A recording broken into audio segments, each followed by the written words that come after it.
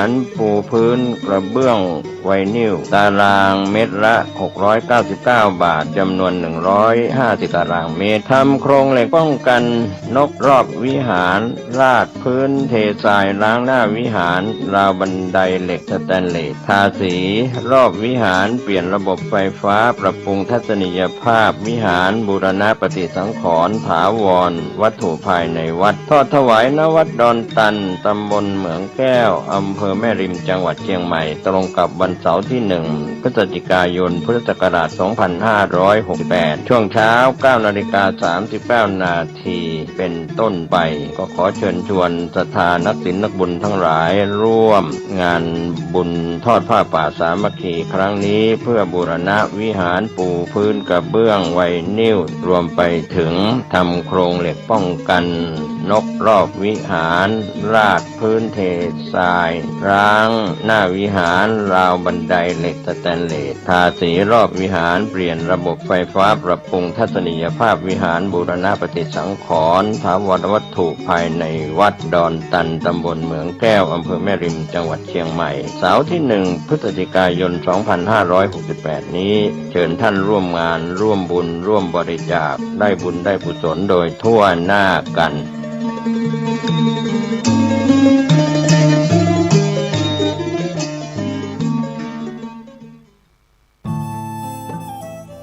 ท่านกำลังติดตามรับฟังสถานีวิทยุกระจายเสียงพระพุทธศาสนาแห่งชาติและสังคมคลื่นเพื่อการศึกษาพระพุทธศาสนาและวัฒนธรรมระบบ FM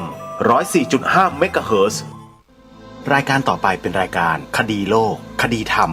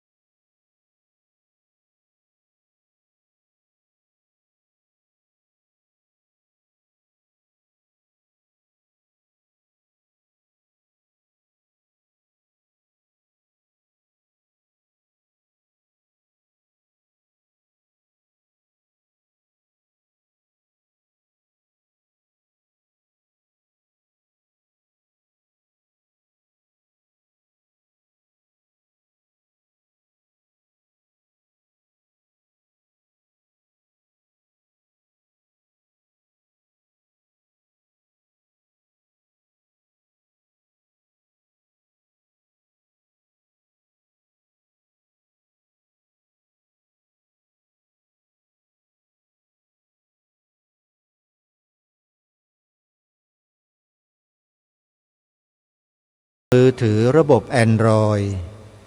ดาวน์โหลดแอปพลิเคชันที่ชื่อว่าวิทยุพุทธศาสนาทั่วไทย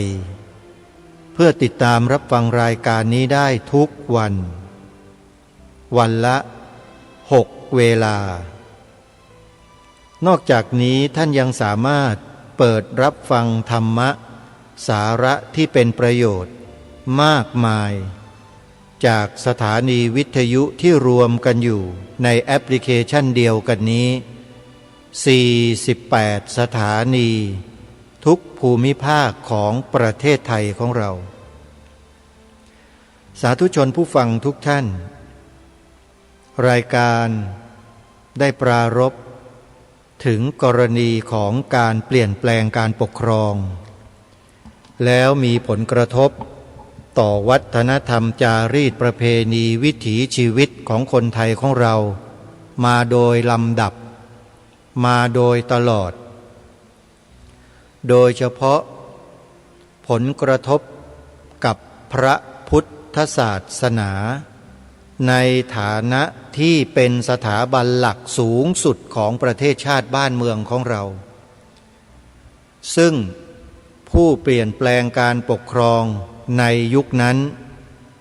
ไม่เคยมองเห็นพระพุทธศาสนาอยู่ในสายตาเลยเวลาร่างกฎหมายรัฐธรรมนูญทิ้งเลยไม่บัญญัติรับรองไว้ให้ถูกต้องตามจารีตประเพณีของชนชาติไทยของเรา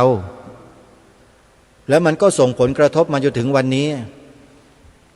เดี๋ยวก็เกิดสัตธรรมปฏิรูปตรงนั้นเดี๋ยวก็มีสัตธรรมปฏิรูปตรงนี้เดี๋ยวก็เกิดณจุดนั้นตรงนั้นจนกระทั่งท่านพระอาจารย์วิทยากิจจวิชโชจากวัดป่าดอยแสงธรรมญาณสัมปันโนต้องออกมาพูดนะท่านเป็นลูกศิษย์หลวงตามหาบัวพระสงฆ์สายหลวงปู่มั่นสายวัดป่าแท้ๆนะท่านยังอดรนทนอยู่ไม่ได้เลยท่านสาธุชนทุกท่านขอให้เราเชื่อมั่นเถอะพระสงฆ์ในประเทศไทยเราเนี่ยไม่เคยทำความเสียหายให้กับชาติศาสนาพระมหากษัตริย์แม้แต่นิดเดียวถ้าพระสงฆ์เป็นอย่างนั้นจริงป่านนี้ศาสนาพุทธไม่เหลือมาถึงวันนี้หรอกหมดไปตั้งนานแล้วแต่ทุกวันนี้มีสื่อจำนวนไม่น้อยนะที่มีคนบางประเภทไปอาศัยสื่อในการพูดชี้นำให้คนในสังคมเกิดความรู้สึกเกลียดพระสงฆ์ท่านลองไปฟังดูดิถ้าท่านฟังแล้วท่านรู้สึกเกลียดพระสงฆ์ไม่ชอบใจพระสงฆ์นั่นแหละไอ้สื่อพวกนั้นแหละท่านจำไว้เถอะตัวป่วนตัวปั่นตัวทำลายชัดๆเนี่ยต้องระวังกันถ้าพระไม่พูดโยมก็ไม่ทราบไม่เข้าใจกันไม่ได้มาแก้ตัวนะโยมความจริงเป็นอย่างนั้นพระสงฆ์ไม่เคยคิดทำลายชาติศาสนาพระมหากษัตริย์ของตัวเองเลยแต่คนเหล่านั้นเป็นใครที่มาตั้งป้อมเล่นแต่พระสงฆ์เราอย่างเดียวพูดชี้นำคนในสังคมให้เกิดความรู้สึกว่าพระสงฆ์เนี่ยเอาเปรียบสังคมอย่างนู้นอย่างนี้อย่างนั้นไม่ดีอย่างนั้นอย่างนี้ท่านต้องไปสงสัยคนพวกนั้นไม่ใช่สงสัยพระของโยมอันนี้สำคัญเดี๋ยววันนี้จะได้นำคลิปเสียงของพระอาจารย์วิทยากิจจวิชโชมาเปิดให้พวกเราได้ฟังกันในกรณีที่ท่านได้พบได้เจอได้ยินได้ฟังมาท่านรับไม่ได้เลยปล่อยกันได้ยังไงแล้วเดี๋ยวลองมาฟังท่านในช่วงต่อไปช่วงนี้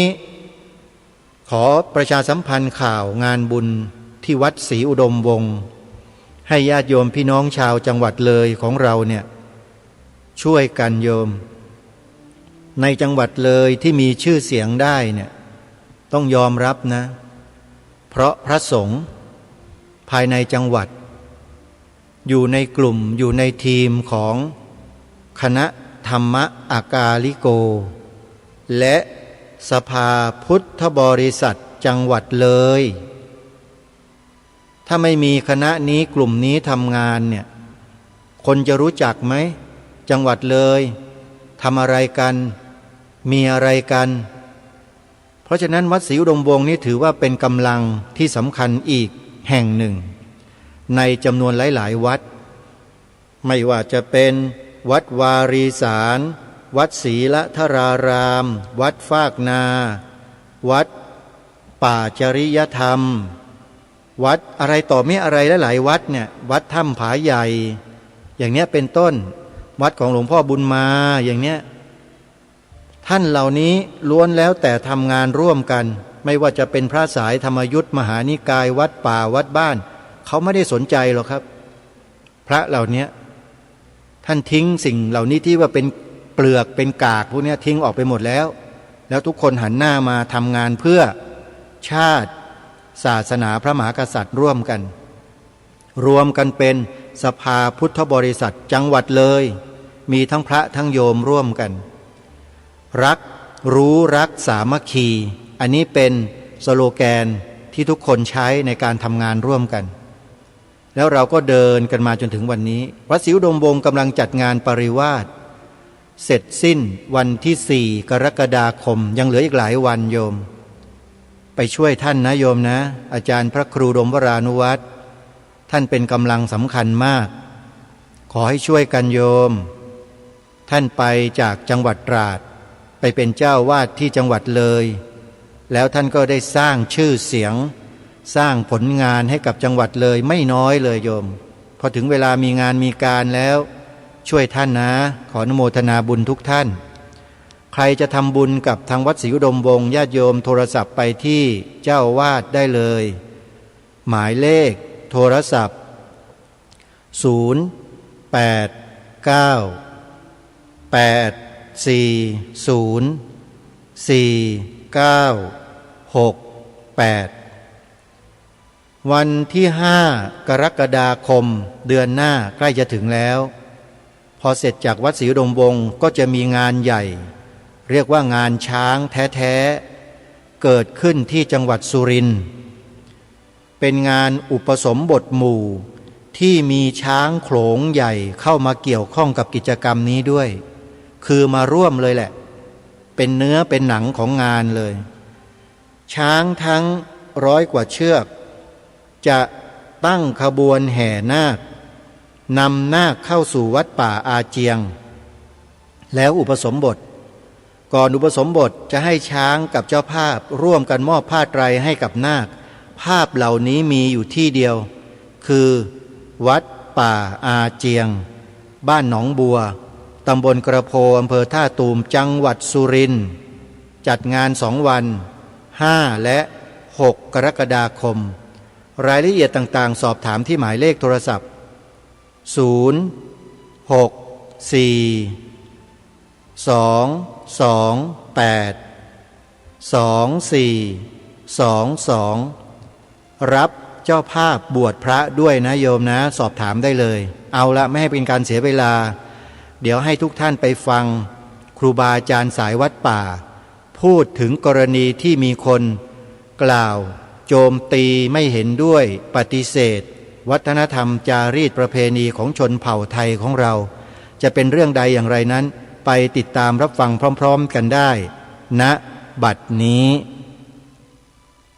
ก็สืบเนื่องมาจากการที่ได้พูดในคลิปก่อนเรื่องของการกราบไหว้พระพุทธรูปที่มีคนออกมาต่อต้านชักจูงให้ชาวพุทธเราไม่ต้องกราบไหว้พระพุทธรูปซึ่งก็ปรากฏว่าลงอยู่ใน Facebook ชั่วระยะเวลาแค่วันเดียวยอดวิวขึ้นไป100,000 กว่าซึ่งไม่เคยปรากฏมาก่อนเรียกว่าได้รับความสนใจอย่างมากจนถึงวันนี้ก็มียอดวิวเข้าไปเกือบ200,000แล้วก็เป็นที่กล่าวขานกันทั้งในวงของพระสงฆ์แล้วก็ของญาติโยมก็มีคนเข้ามาคอมเมนต์กันหลากหลายมากทั้งด่าก็มีทั้งชมก็มีก็เลยทำให้มีความรู้สึกว่าชาวพุทธเรามันก็ยังมี ประเภทที่ไม่ค่อยจะยอมเข้าใจอะไรนะทั้งที่ในคลิปนั้นก็อธิบายไว้ชัดเจนหมดเลยทุกเรื่องว่าทำไมจะต้องกราบพระพุทธรูปก็ยังมีคนมาเถียงแบบเหมือนกับไม่ได้ฟังคนประเภทนี้ก็มีเหมือนกันคือเราเกิดมาเป็นคนเนี่ยมันมีมิจฉาทิฏฐิอยู่ในใจกันทุกคนแหละเป็นแต่เพียงว่าเราจะทำยังไงถึงจะกำจัดมิจฉาทิฏฐิออกจากใจเราได้ให้มันปรากฏเป็นสัมมาทิฏฐิขึ้นมาที่ใจของเราอันนี้ต่างหากและเป็นสิ่งสำคัญในการมีชีวิตอยู่ในโลกนี้ในการที่เรามาเกิดเป็นคนถ้ามาเกิดเป็นคนแล้วได้พบพระพุทธศาสนาแล้วไม่สามารถทำสัมมาทิฏฐิให้เกิดได้เลยเนี่ยมันก็เสียชาติเกิดนะเสียชาติเกิดจริงๆเพราะโอกาสที่จะมาเกิดเป็นคนมันยากเย็นแสนเข็ญยิ่งไปกว่านั้นการที่จะได้มาพบพระพุทธเจ้าโอ้โหมันก็ยิ่งยากเข้าไปใหญ่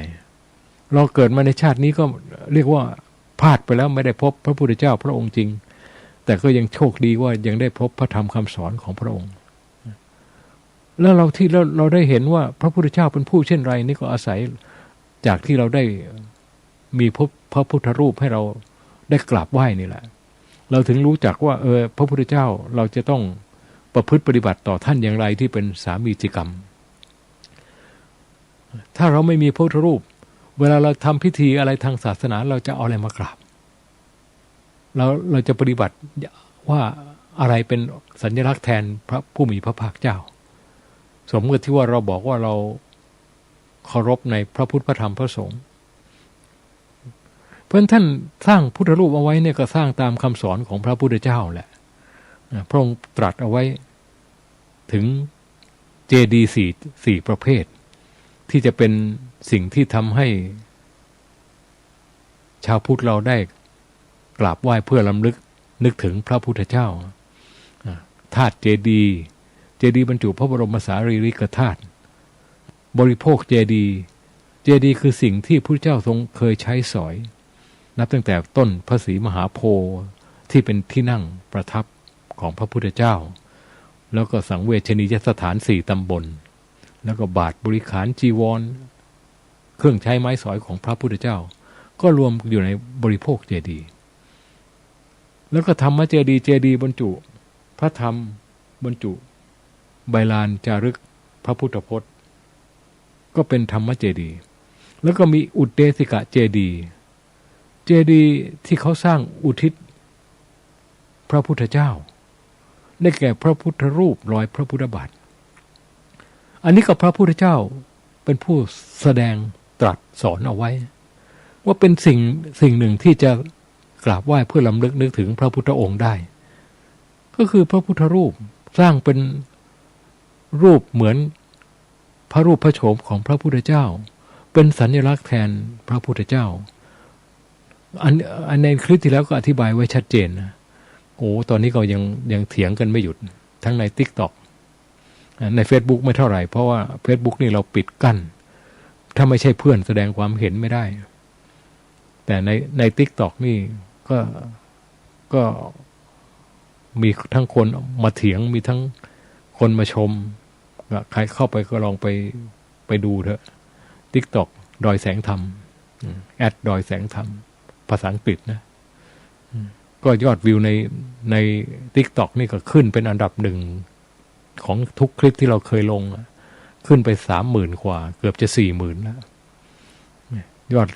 ยอดคอมเมนต์ก็ 500-600 กดไลค์ก็เยอะก็มีทั้งคนเข้ามาคัดค้านมาเถียงคือเถียงแบบไม่มีเหตุมีผลอะไรแล้วก็ขี้เกียจไปตอบที่วันนี้จะมาพูดให้ฟังถึงว่าไอ้ที่ชอบมาบอกว่าไม่ให้ไปยึดถือพระพุทธรูปนะให้กราบพระธรรมวินัยที่เป็นพระพุทธคุณของพระพุทธเจ้าโดยตรงเลยโดยที่ไม่ต้องใช้พระพุทธรูปก็ได้นะโอ้ยทำไมมันจะต้องมารังเกียจรังงอนอะไรกับสัญลักษณ์ที่เขาสมมุติให้เป็นสัญลักษณ์ของพระพุทธเจ้าจะมารังเกียจทำไมก็โลกสมมุติมันมีทั้งรูปขันธ์นามขันธ์พระพุทธเจ้าก็มีทั้งรูปขันธ์นามขันธ์ไม่ใช่ว่ามีแต่พระ พระพุทธคุณที่เป็นความเลอเลิศประเสริฐอย่างเดียวคือพระจิตบริสุทธิ์ท่านตรัสรู้อริยสัจสี่ก็เป็นเหตุทำให้สิ้นกิเลสเป็นพระอรหันตสัมมาสัมพุทธเจ้าคือมีจิตบริสุทธิ์แล้วท่านก็ใช้ขันธ์ห้าของท่านในการประกาศธรรมสอนโลกก็มีรูปขันธ์เป็นต้นส่วนนามขันธ์ก็ใช้เป็นการแสดงธรรมที่ท่านรู้เห็นแล้วออกมาเป็นภาษาสมมุติให้เราเข้าใจภาษาสมมุติที่จะออกมาได้ก็ต้องใช้รูปขันธ์ในการแสดงออกพระองค์เสด็จไปไหนก็ต้องใช้รูปขันธ์นั้นตราบใดที่ท่านยังทรงขันธ์อยู่เนี่ยท่านก็ยังทำประโยชน์ได้พระจิตบริสุทธิ์ก็ยังอาศัยอยู่ในขันธ์นี้ได้ต่อเมื่อใดที่ท่านดับขันธปรินิพพานไปเนี่ยก็เหลือแต่พระจิตอันบริสุทธิ์เข้าถึงสภาวะนิพพานอันนั้นก็พูดไม่ได้แล้วไม่มีสมมุติบัญญัติอะไรเข้าไปปรุงแต่งได้นิพพานหนึ่งก็คือเป็นธรรมธาตุหรือจะว่าเป็นพระจิตบริสุทธิ์หรือเป็นอนุปาทิเสสนิพพานธาตุก็แล้วแต่จะสมมุติเพราะฉะนั้นเวลาอยู่ในสภาวะนิพพานเนี่ยไม่ว่าจะเป็นพระอรหันตสาวกหรือพระสัมมาสัมพุทธเจ้าเนี่ยท่านก็มีความจิตบริสุทธิ์อันเดียวกันเสมอกันมีแต่ความจิตบริสุทธิ์ล้วนๆเลยอันส่วนอย่างอื่นนั้นต้องถอยมาอยู่ในภูมิของสมมุติสมมุติก็ต้องดูจากที่ตอนที่ท่านมีทรงขันธ์อยู่ยังมีรูปขันธ์มีนามขันธ์อยู่ท่านก็จะมีสมมุติเรียกอันนี้เป็นสาวกนะอันนี้เป็นพุทธอุปถากอันนี้เป็นพุทธบิดาพุทธมารดาอันนี้เป็นพระพุทธเจ้าชื่อนั้นชื่อนี้ก็คือมีสมมุติโลกสมมุติมันเป็นอย่างนี้เพราะฉะนั้นเราก็ต้องมีความเห็นบุญเห็นคุณในรูปขันธ์ของพระพุทธเจ้าว่าที่พระองค์ตรัสรู้ธรรมแล้วนำธรรมมาประกาศสอนโลกได้ก็เพราะท่านใช้รูปขันธ์ก็คือสรีระกายของพระองค์มาประกาศธรรมสอนโลกอันพอท่านดับขันธ์ไปแล้วเนี่ยพระองค์ก็ตรัสเอาไว้แล้วว่าสามารถสร้างเป็นอุเดสิกะเจดีย์สร้างพระพุทธรูปขึ้นมาเป็นองค์แทนพระรูปพระโฉมของพระพุทธเจ้าเอาไว้กราบไหว้ระลึกนึกถึงนะหรือจะไปกราบไหว้สังเวชนียสถาน4ตำบลซึ่งเป็นบริโภคเจดีย์ก็ได้ก็นี่กับพระพุทธเจ้าตรัสไว้ทั้งนั้นเลยนะแล้วพอสร้างพระพุทธรูปขึ้นมาบางคนก็มาบอกว่าไม่มีในคำสอนของพระพุทธเจ้าเราก็แปลกเหมือนกันนะ ก็พูดให้ดูอยู่เนี่ยว่าพูดให้ฟังอยู่เนี่ยว่าเขาก็ทำตามที่พระพุทธเจ้าตรัสสอนไว้นะก็ทำตามคำสอนพระพุทธเจ้าจะมีในพระไตรปิฎกหรือไม่ก็ไม่รู้เหมือนกันนะเราไม่ใช่ผู้เชี่ยวชาญทางด้านพระไตรปิฎก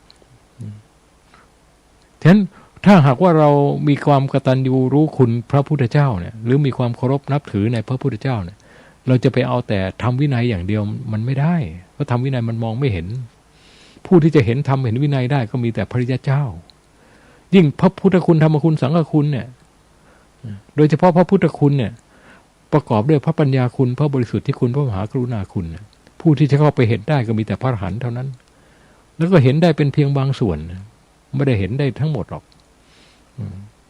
พระปัญญาคุณพระอรหันต์ท่านก็ตรัสรู้อริยสัจสี่ได้โดยการได้ฟังมาก่อนแต่ท่านก็ไม่ได้รู้ละเอียดลึกซึ้งเหมือนพระพุทธเจ้ารู้พระบริสุทธิ์ที่คุณท่านก็ทำจิตให้บริสุทธิ์เสมอกันได้แต่ท่านก็ไม่มีสามารถที่จะละวาสนาได้เหมือนอย่างพระพุทธเจ้าไม่มีทศพลญาณแล้วก็สัพพัญญุตญาณพระมหากรุณาคุณท่านก็แสดงธรรมสั่งสอนประชาชนได้เหมือนกันแต่ท่านไม่ได้บำเพ็ญพุทธกิจ5เหมือนอย่างพระพุทธเจ้าเพราะฉะนั้นการที่จะไปเห็นพุทธคุณของพระพุทธเจ้าได้นะมันปุถุชนนี่แทบจะหมดโอกาสเลยไม่มีเลยเพียงแค่ได้ยินได้ฟังที่ท่านบรรยายไว้ในพระธรรมวินัยของพระพุทธเจ้านี้เท่านั้นแหละไอ้ที่ให้ไปเห็นจริงๆไม่มีเลยเพราะฉะนั้นจะไปบอกว่าให้กราบไหว้พระธรรมวินัยซึ่งเป็นองค์แทนพระศาสดานะมันพูดได้แต่มันไม่มีความ เข้าไปเห็นได้มันก็ไม่ลึกซึ้งไม่ประทับใจท่านก็เลยสร้างพระพุทธรูปเอาไว้ให้เป็นเครื่องระลึกนึกถึงพระพุทธเจ้าอย่างน้อยได้เห็นพระรูปพระโฉมของพระพุทธเจ้าพอเป็นเครื่องจำทรงไว้ในจิตใจนี่มันก็เป็นบุญแล้วนะเขาสร้างพระพุทธรูปเขาก็สร้างตามมหาบุรุษลักษณะ32ประการซึ่งก็เป็นพระพุทธเจ้าตรัสแสดงเอาไว้เองแล้วทำไมถึงมาบอกว่าพระพุทธรูปเนี่ยไม่อยู่ในพระพุทธศาสนาเนี่ยเราก็ไม่เข้าใจว่าจะพูดไปเพื่ออะไรทุกสิ่งทุกอย่างทำเพราะพระพุทธเจ้าตรัสสอนเอาไว้ทั้งนั้นเลยทำตามที่พระพุทธเจ้าบอกสอนแล้วผู้ทำก็เป็นชาวพุทธอยู่ในความดูแลของพญามิลินซึ่งเป็นพุทธศาสนูปถัมภกในสมัยนั้นพญามิลินนี่ก็พอบารมีแก่กล้าแล้วท่านก็สละราชสมบัติไปบวชสำเร็จอรหันต์เป็นพระอรหันต์องค์หนึ่งขึ้นมาทำไมมาบอกว่าการสร้างพุทธรูปไม่มีในพระไตรปิฎกไม่มีในพระพุทธศาสนาพูดเพื่ออะไรก็ในเมื่อเขาสร้างตามคำสอนของพระพุทธเจ้าที่ตรัสเกี่ยวกับเรื่องเจดีย์เอาไว้ที่ตรัสเกี่ยวกับเรื่องถูปาระหะบุคคลผู้ควรสร้างเจดีย์ไว้ให้มหาชนกราบไหว้เพื่อล้ำลึกนึกถึงอันนี้ก็เป็นคำสอนของพระพุทธเจ้าทั้งหมดเป็นธรรมเป็นวินัยหมด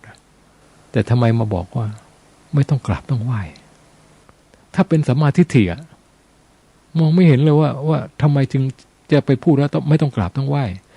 การกราบไหว้เพื่อระลึกนึกถึงพระพุทธเจ้าอย่างน้อยมันก็ได้เกิดความอิ่มเอิบปิติยินดีเพราะมันได้ทั้งกายทั้งใจไม่ใช่นึกเอาเฉยๆอยู่ในใจโดยที่ไม่รู้ว่านึกถึงอะไรเราไม่เห็นธรรมเห็นวินัยแล้วเราจะไปนึกถึงอะไรพระธรรมวินัยมันได้แต่ลมแรงๆงั้นหากว่าเราได้มีส่วนเห็นเป็นรูปธรรมเนี่ยศาสนามันจะสืบทอดไปได้ถ้าลองไม่มีรูปธรรมอะไรเป็นเครื่องยืนยันให้ประจักษ์ทางตาได้เลยเนี่ยศาสนาไม่เหลือหรอกก็เลยไม่รู้ว่าที่พูดเนี่ยพูดเพื่อทำลายศาสนาหรือพูดเพื่อจะลงศาสนางั้นชาวพุทธเราอย่าไปถือในเรื่องนี้เลยนะเพราะว่าถ้าจะยึดถือพระพุทธรูปหรือจะยึดถือพระพุทธเจ้าเนี่ยยึดไปเถอะไม่ใช่ว่ากราบไหว้แล้วไม่กราบไหว้แล้วมันจะไม่ยึดหรือกราบไหว้แล้วจะไม่ยึดก็ไม่ใช่จะกราบไหว้หรือไม่กราบไหว้มันก็ต้องยึดอยู่แล้วยึดพระพุทธรูปยึดพระพุทธเจ้าไม่มีอะไรเสียหาย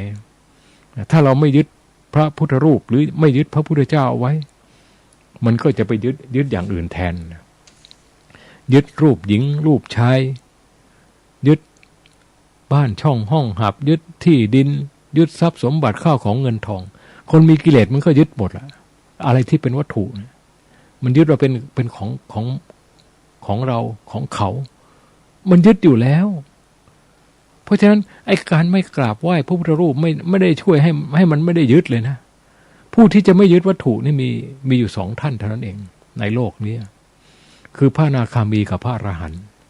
นอกนั้นมันยึดหมดพระอนาคามีท่านตัดความหลงกายได้อย่างเป็นสมุจเฉทประหารเพราะฉะนั้นท่านจึงไม่ได้มากลับมาเกิดเป็นมนุษย์อีกเลยพอท่านละขันไปเนี่ยท่านก็ไปเกิดใน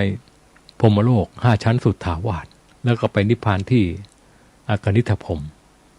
ส่วนพระอรหันต์ท่านก็ไม่ไปถือภพชาติที่ไหนอีกละขันปั๊บก็เข้านิพพานเลยนั้นผู้ที่จะไม่ยึดรูปขันธ์นามขันธ์มันไม่มีโสดาสกิทาคาก็ยังยึดอยู่ไม่ต้องไปพูดถึงไอ้ปุถุชนนะนั้นปุถุชนไม่ต้องไปกลัวว่าจะไปยึดติดพระพุทธรูปหรือจะไปยึดในพระพุทธเจ้ายึดไปเถอะเพราะยิ่งยึดมากเท่าไหร่ก็ยิ่งทำให้เรามีศรัทธาในพระพุทธเจ้าอย่างฝังแน่นไม่ต้องไปกลัวว่ามันจะเข้าไม่ถึงพระรัตนตรัยพูดถึงเรื่องพระรัตนตรัยนี่ก็แปลกบางรูปไปสอนให้ระลึกว่าพุทโธเมนาโถธัมโมเมนาโถสังโฆเมนาโถแล้วนั่นคือการ ระลึกถึงพระรัตนตรัยพระรัตนตรัยคือพุทโธเมนะโถธัมโมเมนะโถสังโฆเมนะโถไอ้นี่มันไม่ถูกนะมันเหมือนกับมันพยายามพูดบิดเบือนไปเพื่ออะไรก็รู้อยู่พระรัตนตรัยก็คือพระพุทธพระธรรมพระสงฆ์มี3อย่างนี้เท่านั้นนะพระพุทธพระธรรมพระสงฆ์ถ้าจะพูดเป็นบาลีก็พูดว่าพุทโธธัมโมสังโฆจบไม่ต้องไปเมนาโถนะต่อท้ายก็ได้แต่ถามว่าพุทโธเมนาโถธัมโมเมนาโถสังโฆเมนาโถคุณบริกรรมไปเรื่อยๆก็ถือว่าเป็นอารมณ์จิตที่ดีเป็นกุศลจิตไม่ผิดเป็นสิ่งที่ใช้บริกรรมเพื่อทำให้จิตมันสงบได้แต่ถามว่าใช่พระรัตนตรัยไหมไม่ใช่มันคนละอันกันพระรัตนตรัยก็คือพระพุทธพระธรรมพระสงฆ์กับพุทโธธัมโมสังโฆอย่างสั้นถ้าอย่างยาวก็ต้องนู่นบทสรรเสริญพระพุทธคุณธรรมคุณสังฆคุณพระพุทธพระธรรมพระสงฆ์ถ้าจะเอาองค์คุณของท่านก็บทพุทธคุณธรรมคุณสังฆคุณท่านก็บัญญัติไว้หมดอยู่แล้วคำบริกรรมก็คือคำบริกรรมสิจะไปบอกว่ามันเป็นพระรัตนตรัยได้ยังไงพูดให้มันถูกแล้วก็บริกรรมพุทโธเมนะโถก็ไม่ได้หมายความว่าคุณเข้าถึงพระรัตนตรัยนะเป็นเพียงแค่เป็นคำบอกเฉยๆว่าพระพุทธเป็นที่พึ่งของเราพระธรรมเป็นที่พึ่งของเราพระสงฆ์เป็นที่พึ่งของเราแต่จะเป็นที่พึ่งจริงหรือไม่อีกเรื่องนึงนะมันไม่ใช่พูดเป็นนกแก้วนกขุนทองแล้วก็จะเข้าถึงพระรัตนตรัยได้ไม่ว่าบริกรรมบทไหนก็ตามไม่ใช่ว่าจะสามารถเข้าถึงพระรัตนตรัยได้จะว่าพุทโธธัมโมสังโฆก็เป็นการระลึกถึงพระพุทธพระธรรมพระสงฆ์ใช้คำเป็นคำบริกรรมทำให้จิตสงบได้เหมือนกันแต่ก็ไม่ใช่เครื่องยืนยันว่าจะเข้าถึงพระรัตนตรัยการจะเข้าถึงพระรัตนตรัยมันต้องมีความศรัทธาที่เรียกว่าอจารศรัทธาในพระพุทธพระธรรมพระสงฆ์อย่างฝังแน่นฝังแน่นยังไงล่ะพระพุทธเจ้าถ้าศรัทธาในพระพุทธเจ้าอย่างฝังแน่นก็คือไม่คิดที่จะไปนับถือศาสนาอื่นอีกเลยเพราะมีความเชื่อมั่นในคุณงามความดีของพระพุทธเจ้าไม่ถอนเลยพูดง่ายๆจะไม่มีทางกระทำอนันตริยกรรม6พระพุทธเจ้าตรัสไว้เองอนันตริยกรรม6คือ 1. ฆ่าบิดาฆ่ามารดาฆ่าพระอรหันต์ทำร้ายพระพุทธเจ้าให้ห่อพระโลหิตทำสงฆ์ให้แตกกัน 6. นับถือศาสดาอื่นที่ไม่ใช่พระพุทธเจ้านี่คืออนันตริยกรรม6เพราะฉะนั้นการที่เรานับถือเข้าถึงพระรัตนตรัยคือหมายว่าเราจะไม่ถือศาสดาอื่นที่ไม่ใช่พระพุทธเจ้า 2. เราเชื่อมั่นฝังใจในพระธรรมเป็นอจารศรัทธาเราก็จะยึดถือคำสอนของพระพุทธเจ้าเป็นเส้นชีวิตจะไม่ฝ่าฝืนเลยอันที่ 3เราเข้าถึงพระสงฆ์เราก็ต้องมีความเชื่อฝังแน่นเป็นอจารศรัทธาอยู่ในพระสงฆ์ว่าท่านเป็นผู้ปฏิบัติดีปฏิบัติชอบตามรอยเสด็จของพระสัมมาสัมพุทธเจ้าเราจะไม่แสดงกิริยาการอะไรที่เป็นการไม่เคารพพระสงฆ์ทีนี้คำว่าพระสงฆ์เนี่ยบางคนก็บอกว่าไม่เอาพระสงฆ์ที่มันเป็นปุถุชนเรียกว่าเป็นสมมุติสงฆ์จะเอาแต่อริยสงฆ์ที่ท่านเป็นพระอริยเจ้าไอ้นี่ก็พูดทำลายศาสนานะเวลานิมานศาสนามันมาในรูปแบบของนักพูดเนี่ยเยอะมากเอาแต่สมมุติเอาแต่อริยสงฆ์แต่ไม่เอาสมมุติสงฆ์พูดจับจ้วงพระสงฆ์ประมาทพระสงฆ์เพราะว่า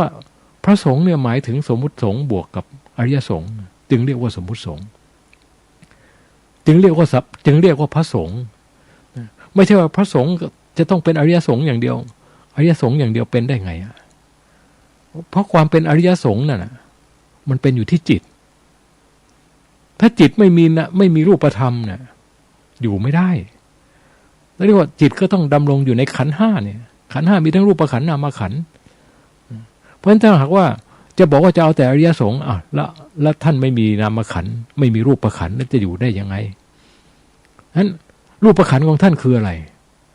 ถ้ารูปขันธ์ของท่านเนี่ยถ้าว่าท่านเป็นฆราวาสอยู่ก็ไม่เรียกว่าพระสงฆ์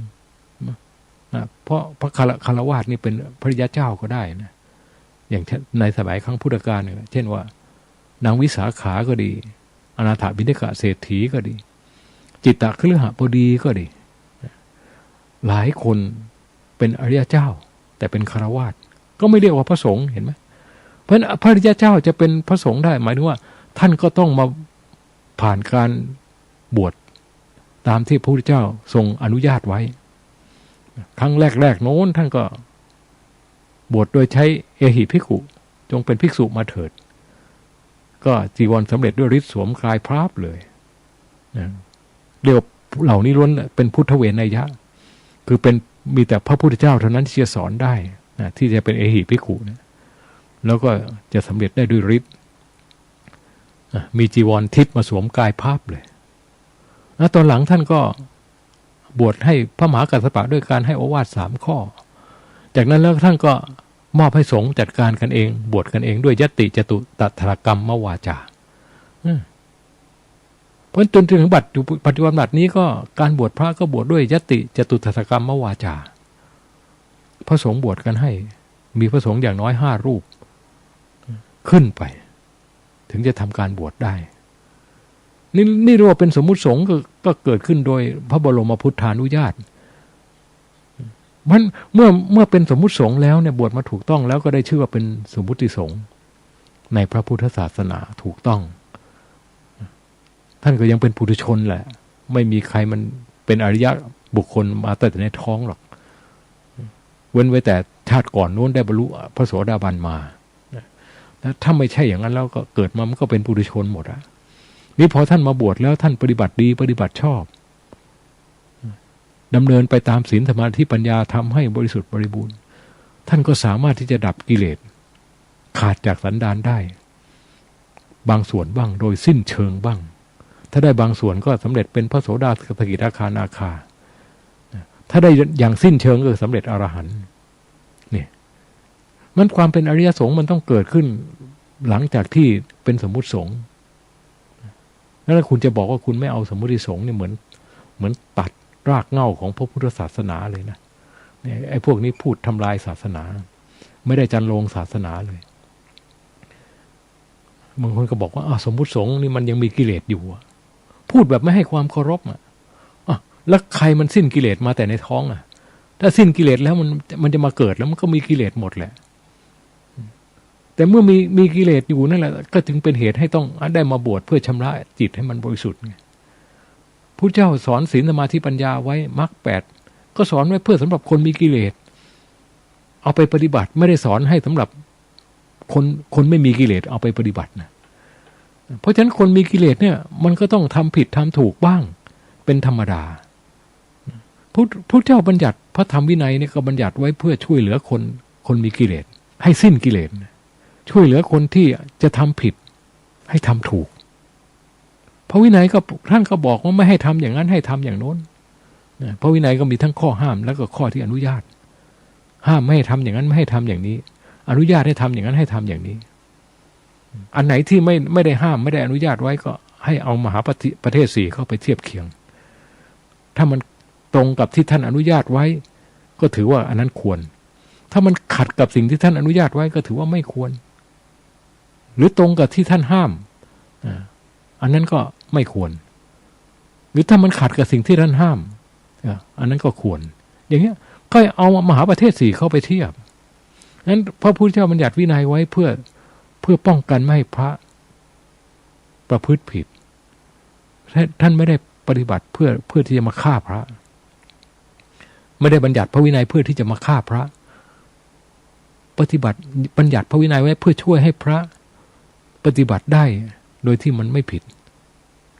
ถ้าปฏิบัติตามพระวินัยแล้วก็จะไม่ผิดในขั้นกายวาจานะแต่ในขั้นที่อยู่ภายในใจก็อาจจะยังผิดได้อยู่เพราะมันมีทั้งวินัยมีทั้งธรรมวินัยคือคำสั่งธรรมะคือคำสอน วินัยคือคำสั่งก็เมื่อท่านสั่งไว้ยังไงก็ให้ทำอย่างนั้นห้ามไม่ทำก็คือห้ามไม่ให้ทำอนุญาตให้ทำก็ทำได้ตามนั้น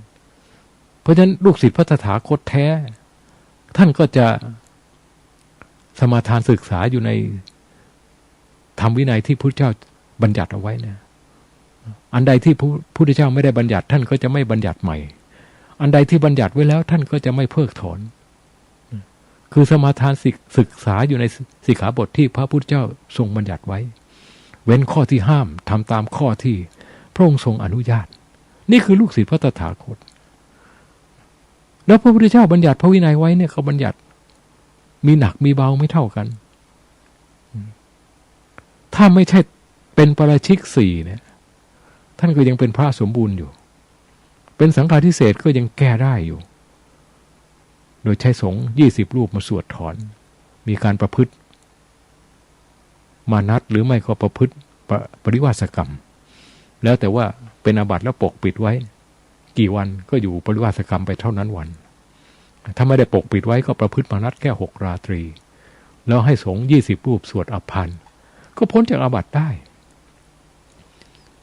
มันไม่ได้เป็นเรื่องที่ว่าคอขาดบาดตายเหมือนปาราชิกถ้าปาราชิกนี่ขาดจากความเป็นพระแก้ไขไม่ได้นอกนั้นแล้วเป็นอาบัติทุลใจปาจิตตีทุกกฎทุกภาษิตเนี่ยมันแก้ได้หมดพุทธเจ้าออกทางถอยไว้ให้หมดเลยเปิดทางถอยไว้ให้นั่นหมายความพระองค์อย่างรู้แล้วว่าบัญญัติพระวินัยไว้เนี่ยถ้าผู้ที่ตั้งใจประพฤติปฏิบัติจริงๆเนี่ยบางทีก็อาจจะผิดพลาดได้ด้วยความรู้เท่าไม่ถึงการบ้างด้วยความที่เผลอเลอไปบ้างเนี่ยท่านก็ให้ปรงอาบัติได้ก็เพื่อให้ออกจากอาบัตินั่นแหละท่านถึงบอกว่ายัสสะปาปังกตังกัมมังกุสเลนะปิทิยติโสมังโลกังปภาเสติอภามุตโตวจันดิมาอันนี้ชัดเจนมากนะเมื่อก่อนเคยทำชั่วภายหลังละเสียได้ด้วยกรรมดีผู้นั้นได้ชื่อว่ายังโลกนี้ให้สว่างไสวเหมือนพระจันทร์ลอยพ้นจากเมฆหมอกเพราะฉะนั้นคนชั่วทุกคนมีสิทธิ์ที่จะเป็นคนชั่วได้หมดอยู่ที่กิเลสภายในใจมันจะมากหรือน้อยแล้วคนดีคืออะไรคนดีคือหมายว่าก็คนที่ทำผิดทำไม่ดีนั่นแหละแล้วรู้จักสำนึกกลับตัวได้ไม่ทำชั่วไม่ทำไม่ดีอีกนั่นแหละคือคนดีไม่ได้หมายว่าคนดีจะไม่ทำชั่วนะหรือทำชั่วไม่ได้นะไม่มีหรอกคนที่จะไม่ทำชั่วเลยเนี่ยก็มีแต่พระอรหันต์พระยาเจ้าปุถุชนมันก็ต้องมีทำไม่ดีบ้างทำชั่วบ้างแต่ความเป็นคนดีเนี่ยเป็นคนดีเพราะว่าเมื่อทำชั่วรู้แล้วจะไม่ทำซ้ำเอาความชั่วน่ะเป็นหินรับสติปัญญาทำชั่วแล้วรู้ว่าสิ่งนี้มันไม่ดีคนดีจะไม่ทำซ้ำจะไม่ทำชั่วทั้งที่มีเจตนาเลยไม่เหมือนกับคนชั่วที่เป็นคนชั่วจริงๆทั้งที่รู้ว่ามันชั่วแล้วก็ยังทำอยู่นี่ระหว่างคนดีกับคนชั่วมันต่างกันอย่างนี้ไม่ใช่ว่าคนดีไม่ทำชั่วไม่ใช่คนดีก็ทำชั่วได้พลั้งเผลอได้สะเพร่าเลินเล่อได้รู้เท่าไม่ถึงการได้แล้วแต่ว่าทำชั่วแล้วเมื่อรู้แล้วไม่ทำซ้ำเนี่ยมันก็เป็นสัมมาวายโมใช่ไหมเพราะฉะนั้นมรรคทั้ง8เนี่ยท่านสอนให้มันต้องเป็นสัมมาหมดอ่ะอันไหนที่เราเป็นมิจฉานิดนึงเราก็ไปไม่ได้ละเนี่ยเพราะฉะนั้นพระพุทธเจ้ามีทั้งรูปขันธ์นามขันธ์เราจะบอกว่าเราจะเอาแต่พระจิตบริสุทธิ์ที่เป็นองค์คุณความรู้ของพระพุทธเจ้าเลยใครมันมองเห็นน่ะปุถุชนยิ่งไม่มีสิทธิ์เห็นเลยแล้วคุณบอกว่าคุณจะไปกราบไหว้ทำวินัยที่เป็นองค์แทนพระศาสดานะมันอยู่ที่ไหนคุณรู้อ่ะคุณเห็นเหรอในใจก็มีแต่กิเลสนะเพราะฉะนั้นทำวินัยเนี่ยถ้าไม่มีผู้ไม่ได้เป็นผู้ที่มีคุณธรรมชั้นสูงแล้วมันไม่เห็นหรอกไม่เห็นหรอกมันก็แค่ได้ยินได้ฟังมาเท่านั้นแหละเป็นสุตตมยปัญญา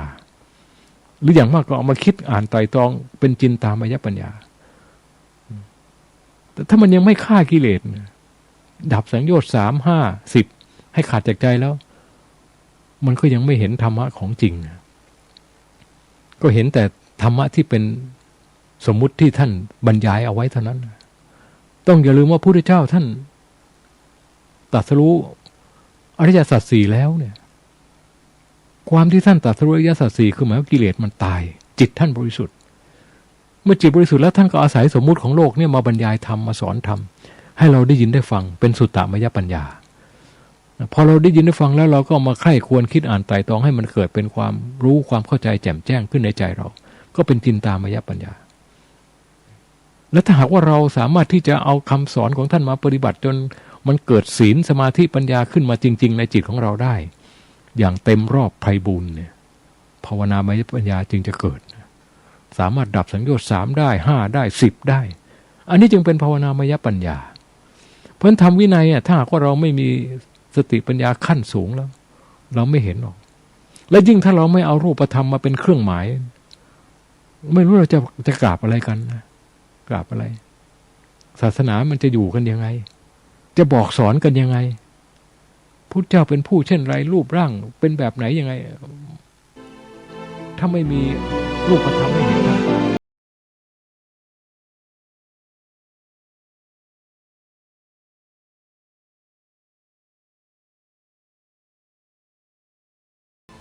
ที่นำเสียงของพระอาจารย์วิทยากิจจวิชโช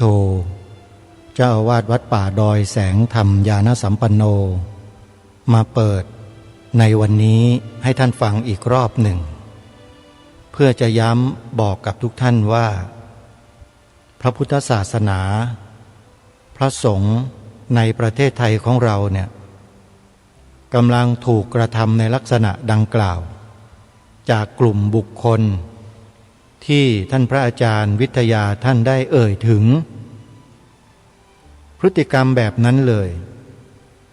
รุมเร้าเข้ามาสู่พุทธบริษัทของเราอย่างต่อเนื่องเพราะฉะนั้นสิ่งที่เราสามารถจะช่วยกันได้ก็คือช่วยกันสร้างความระวังป้องกันพระพุทธศาสนาของเราไว้ด้วยวิถีทางที่ควรจะเป็นไม่ใช่นั่งหลับหูหลับตาไปนิพพานกันโดยไม่สนใจอะไรกันเลยไม่ใช่เราอยู่ในบ้านในเมืองอยู่ในประเทศชาติสังคมเป็นหมู่คณะเป็นคนไทยกันทั้งหมดต้องร่วมด้วยช่วยกันทุกฝ่ายเลยไม่ว่าจะฝ่ายบรรพชิตฝ่ายคฤหัสถ์ต้องช่วยกันรักษาความมั่นคงปกป้องความมั่นคงของประเทศของเราไว้ในทุกมิติ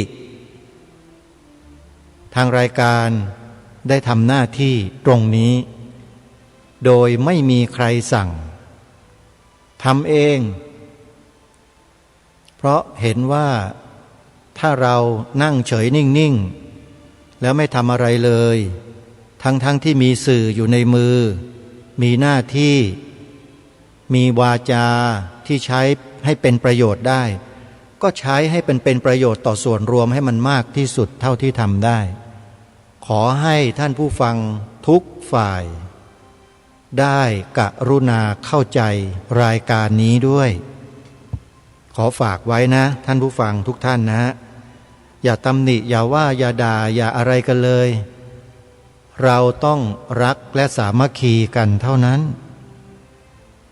ขออนุโมทนากับทุกท่านนะท่านสาธุชนเดี๋ยวพรุ่งนี้มาฟังพระอาจารย์ต่อยาวๆเลยจะเปิดตั้งแต่ต้นรายการนะฮะสำหรับวันนี้เวลาของรายการหมดลงแล้วท่านผู้ฟังต้องขอสมมุติยุติไว้แต่เพียงเท่านี้พบกับรายการได้ใหม่ในวันต่อไปขอความสุขความสวัสดีในธรรมแห่งองค์สมเด็จพระบรมศาสดาสัมมาสัมพุทธเจ้าจงปรากฏเกิดมีขึ้นในจิตใจของท่านผู้ฟังทุกท่านทุกคนเทินขอเจริญพรกล้าคิดก็ต้องกล้าทำ